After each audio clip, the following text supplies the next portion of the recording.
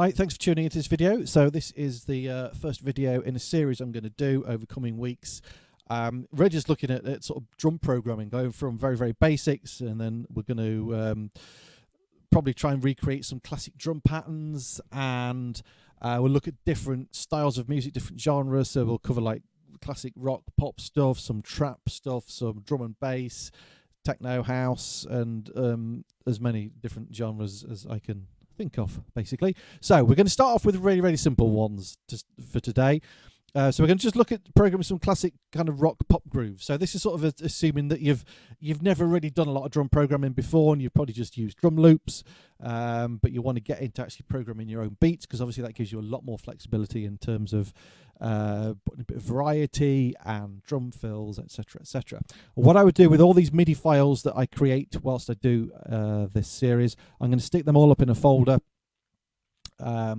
which I'll put on my Patreon account. So if you're on my Patreon subscribers, then you will obviously get that for free. I will put it on the $1 subscription tier as well. So if you want to subscribe for $1 a month, you will get some MIDI files in there. If you're feeling generous and you want to subscribe to the $3.50 a month, which is still very cheap, that is then much appreciated, and it does help keep the channel going. Excuse me. And yeah, it's all good there. So there's links to that in the description. So we're going to start off with some really, really basic rock pop drum grooves today, and I'll just go through a few different variations, and then we'll develop that on into more complicated stuff over future episodes. So first thing we're going to do is, well, I've got the just one of the core kits that comes with. I've got Live 9 Suite. Yes, I know I'm still on Live 9. Should be on 10, but I'm not. So just got this session kit, which is kind of like nice acoustic sort of thing for a bit of a rock sort of sound, rock pop kind of thing. So first thing we're going to do is we're going to create a 1-bar MIDI clip just by double clicking in here. I'm just doing this in session view, and here we have our bar. So just going through some of the basics. Our bars 99.9% of the time are split up into 4 beats. So here we have our 4 beats. So beat 1 is here, beat 2 is here, beat 3 is here, beat 4 is here down at this end. What we then do for each beat is we're splitting it down into 4 more smaller sections, and that gives us basically 16 little slots going all the way through here, which is what this 1/16th thing means here. I program on the 1/16th setting here. There are different ones that you'll see I do as we go through this, but for now, start on your 16th, because it gives you enough options and enough flexibility for putting extra beats and stuff in. So first thing we're going to do is going to start off with a dead basic, simple, think kind of AC/DC sort of drum groove, which is basically going to be your bass drum on beat 1 and beat 3, and your snare drum on beat 2 and beat 4, which is called the backbeat. So all we're going to do to create that is we're going to click on beat 1. Okay, so that's given us that note on beat 1. Now what you remember is beat 2 isn't here. Okay, beat 2 is here, because these first 4 slots make up beat 1, and we would count those 1, E, and then 2, E, and Okay, that's how we count 16th notes. So your beat 2 is here. Let's move on to that. Beat 3 is here, and your beat 4 is here. So if we just play that clip, you'll just hear a nice simple bass and snare pattern. Okay, simple.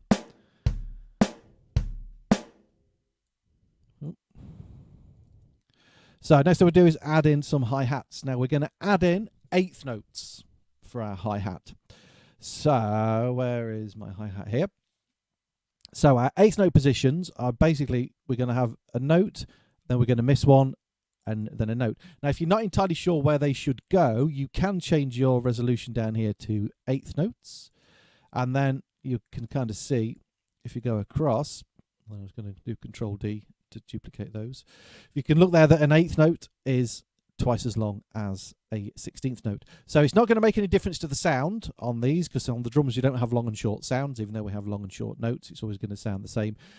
So if you're struggling to work out where they would go on your 16th and 1, just go over to your 1/8 resolution. I'm just going to get rid of those as well, and then just show you how it would be if we did it on 16ths. So what you can remember is an 1/8 note is basically takes up 2 of these blocks. So 1/8 is the same as 2/16. Okay, basic kind of fractions and maths. So you would have 1 there, then you would miss 1, you would put 1 there, 1 there, 1 there, and so on all the way through. Okay, if those were still eighth notes as we just did a second ago, they're going to sound exactly the same. If I just stretch those out like that and I play it for you. Okay, so this is just on that resolution. We drag it back down. Okay, you can hear it sounds exactly the same. Okay, stop that. Let's check if it's still recording. Yep. Okay, so that's it. That's your basic kind of rock drum pattern. What you can then do is start to develop that on into slightly different beats by adding stuff and taking stuff away. So if we just duplicate this pattern down, which I will do off push, he says.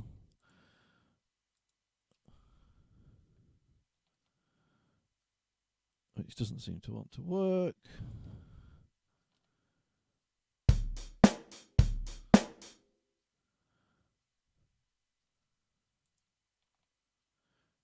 Yeah.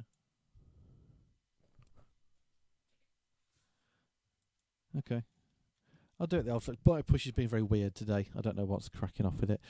So first thing we might want to do then is add a bass drum in. So a kind of a classic pattern is to put another bass drum in here on beat 3. So we now get this.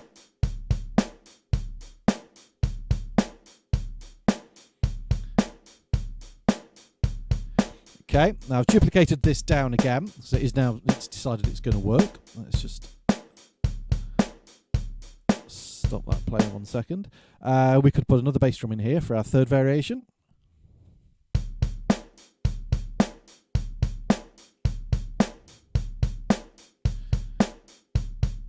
Okay, we might want to take that one out. Another one is to put them there and there.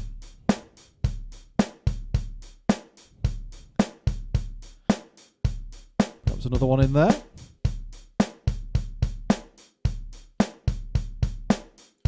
And then we can have the bass drums on kind of in all the gaps. So it's kind of a classic sort of rock sort of pattern.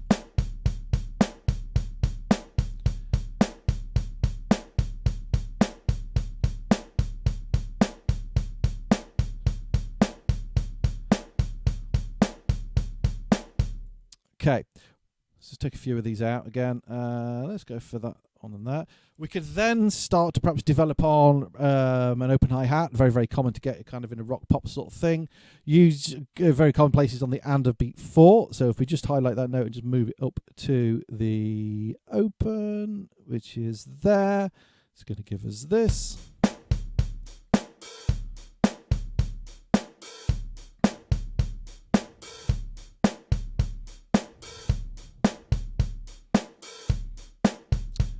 Okay, what we might want to do then, let's just take this down back to the close. And you can mess about and put opens in different places. We could put, quite a common thing is to have like a snare drum on the last 16th note, just here. And we would turn the velocity down on that just to make it a little bit quieter. So we get a pattern like this. It's a little bit quiet.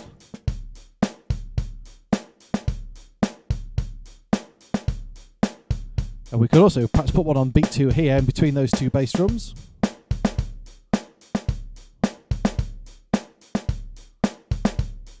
Okay, let's duplicate that down again. So then you can experiment with like different snare drum positions. Might stick one in there.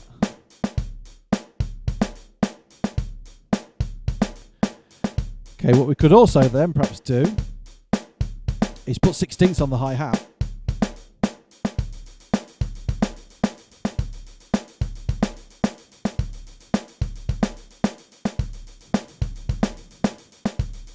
Get rid of those extra snare drum beats.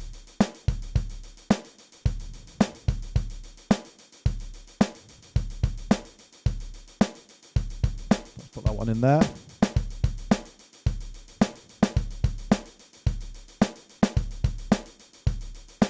And so on.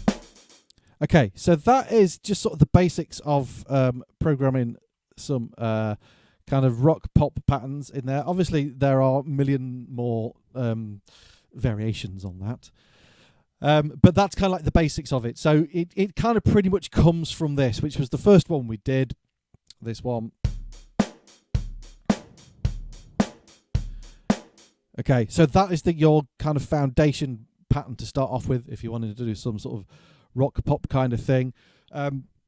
Then you can just go crazy from there. I mean, you might want to go, you could do with the old, if you want to go a bit more metal, we could put 16th on the bass drum.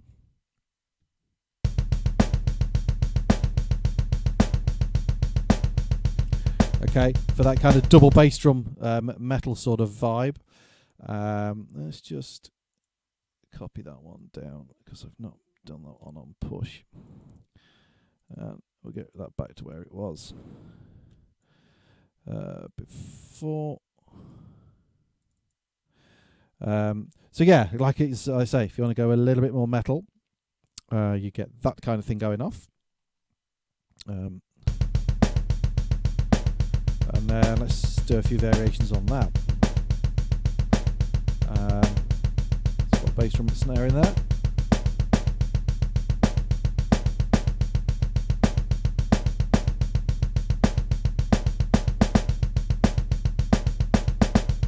Okay, the other thing just to kind of bear in mind when you're programming drums is try and imagine what it would be like if you're playing, if it's a real drummer playing. So the reason I got rid of that hi-hat there is generally the way I would play a pattern like this, my right hand would come down to play this.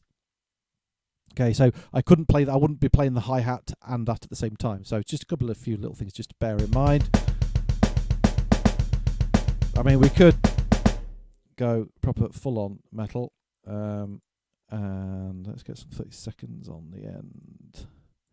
See what that sounds like. I was going to get rid of those.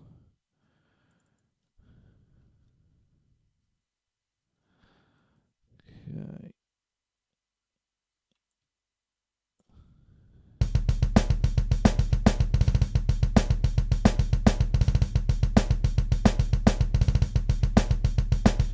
Okay, that kind of thing. Let's do one more.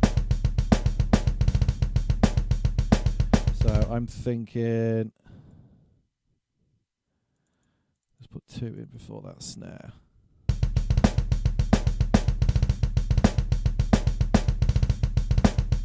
Okay, and that kind of thing, right? So there's a few kind of examples of some metal drum patterns. Which like I say before, are fairly straightforward kind of stuff. But I will, like I say, I'll put all these up on the on my Patreon account, and then what we'll do from the next ones onwards, we'll start to look at some more kind of genre-specific beats, and we'll do some trap beats next time. So some trap hip-hop-y kind of stuff with all the crazy hi-hat nonsense that goes off with those. So hopefully this was of some use to you. Usual things like subscribe, share the stuff around, check my music out. And if you're feeling generous, then subscribe to me on Patreon. So thanks for watching, and I'll see you in the next episode. Cheers.